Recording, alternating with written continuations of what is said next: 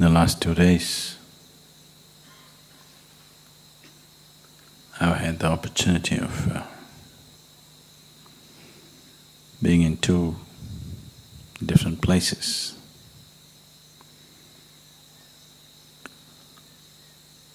Of two different kinds, with the same intention, but two different kinds.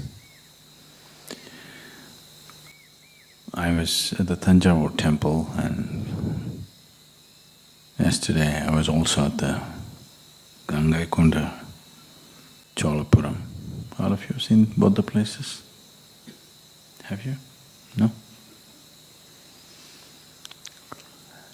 So Thanjavur is a temple where externally they managed to build a magnificent temple of phenomenal beauty and proportion. 1,000 years ago, when there were no machines, there were no cranes, when there were no vehicles to transport huge rocks that were necessary to build this temple. All by the dint of man's effort.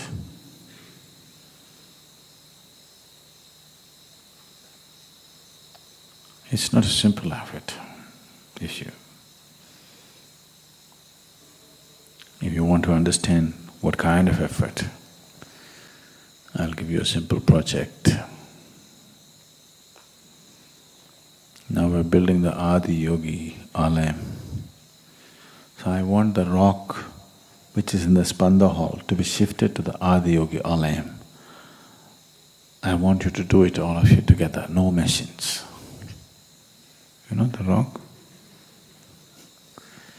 Then you will understand what it is. Because that's what they did. They say the rock that was used to make the linga was brought from Saurashtra in Gujarat, from the banks of Narmada, weighing almost 250 tons of raw stone, crossing Vindhyachal. No trucks. I want you to just imagine what kind of people are these? What was in their heart to propel them into such an almost impossible acts? So after all that effort, they built a magnificent temple, but the core of the temple failed. They could not consecrate the linga as they wanted. It did not work. So even today, people believe misfortune will come upon them by going to this temple. You know, it's common knowledge, people think you will come to misfortune if you go to Thanjavur temple.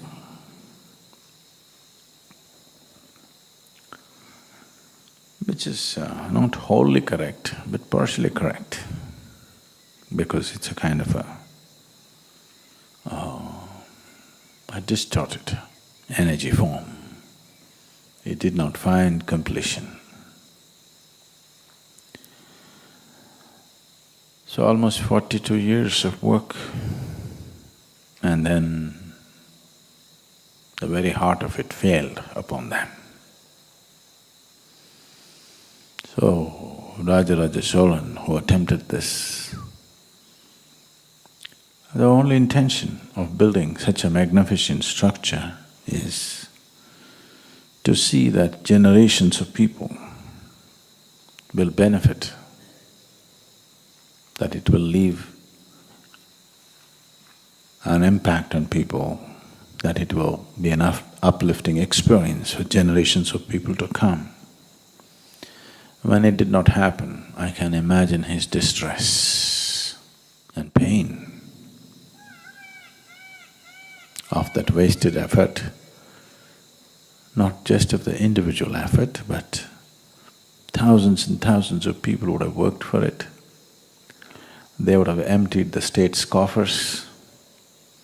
Probably they fought battles to bring in the necessary resource,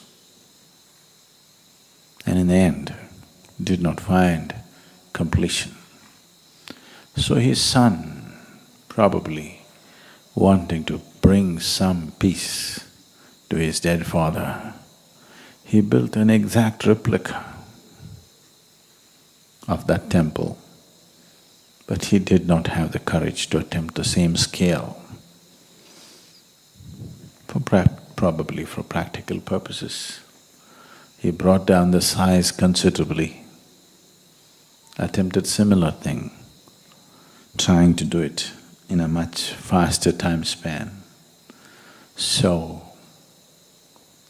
making it into not so glorious work of art, but functionally as good. So the temple structure did not turn out as it should have. They piled up rock and built it. Structurally it's good, but in terms of aesthetics they could not match Thanjavur temple. But they managed to consecrate the linga. So one place where there is grandeur and beauty on the outside, but the inner core did not work. Another place, there is inner strength, but there is no grandeur and beauty on the outside. This has been the story of the world in many ways. Where there is outside well-being and affluence, inner emptiness. Where there is inner strength and beauty, poverty and other kinds of things where the outside is not taken care of. A time has come in terms of where the world is, that in terms of the outside situations, we are capable like never before as human beings. We are capable of doing things which were unimaginable 100 years ago. Now that we have an external capability of this kind, it's extremely important that we don't become another Thanjavur as each individual. Outside beautiful, inside empty. As individual people, as societies, as nations, as humanity, we should not end up like this unfinished temple.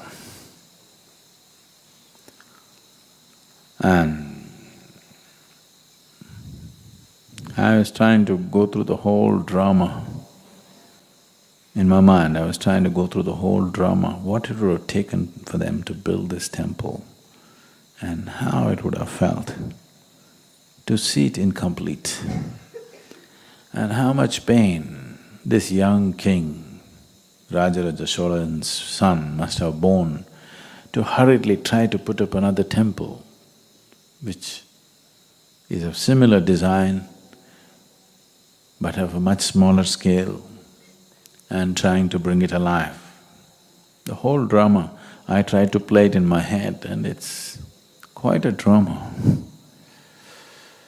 It's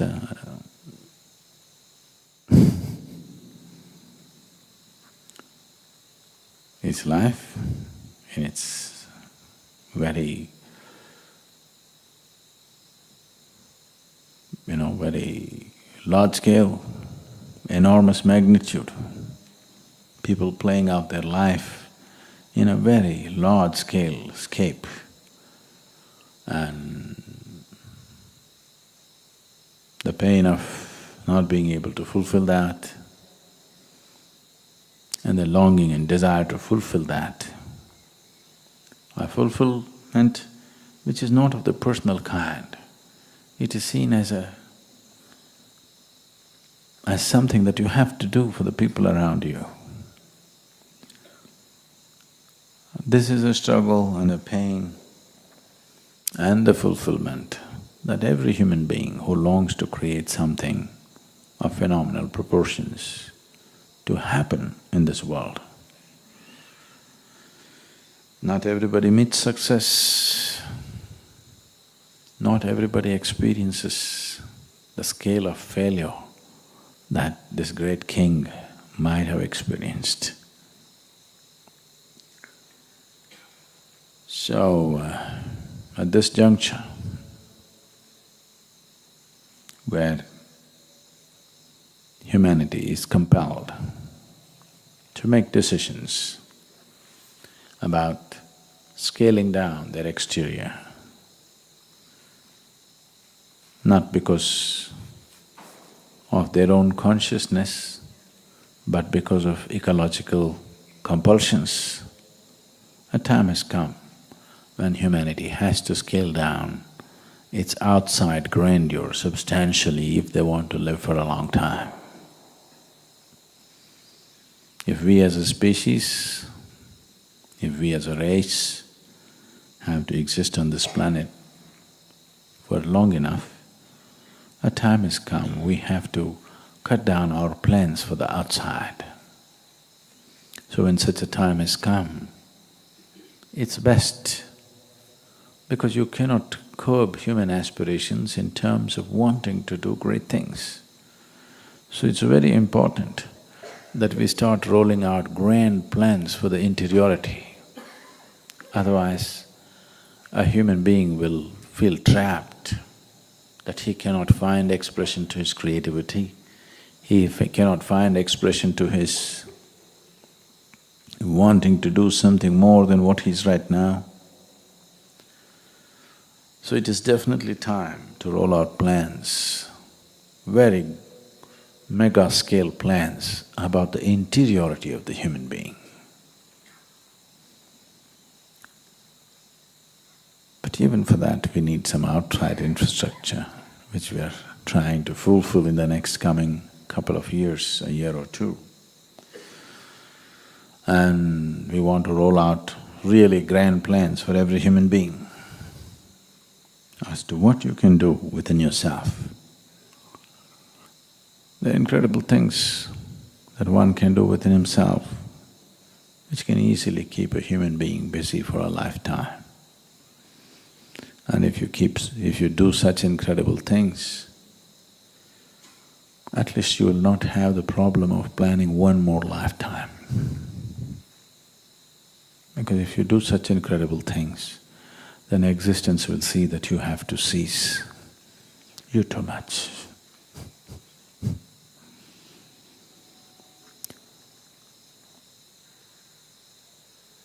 We need lots of people right now at this juncture to stand up. It doesn't matter what you're capable of, what you're not capable of.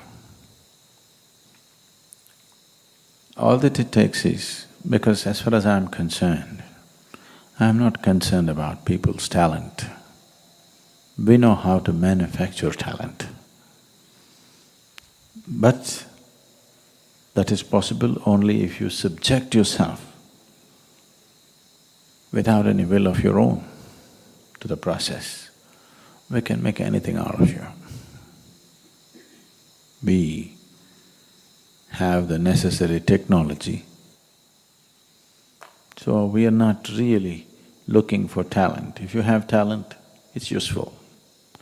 If you don't have any, but if you have unwavering commitment or devotion,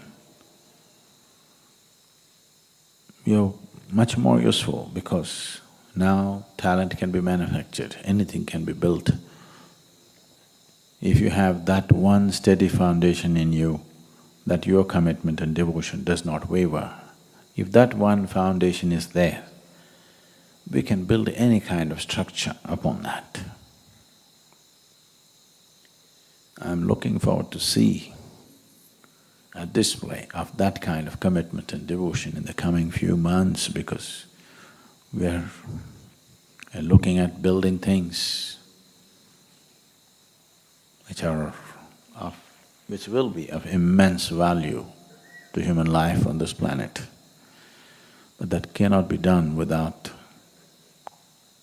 the fundamental stability that the focus of your life does not change even for a moment. If it changes, it loosens everything. You cannot build a structure on a moving foundation. You can only build it on a stable foundation. I hope a lot of you or many of you will work towards that, to bring that stability within yourself, so that we can create and offer something of value to yourself and everybody around you.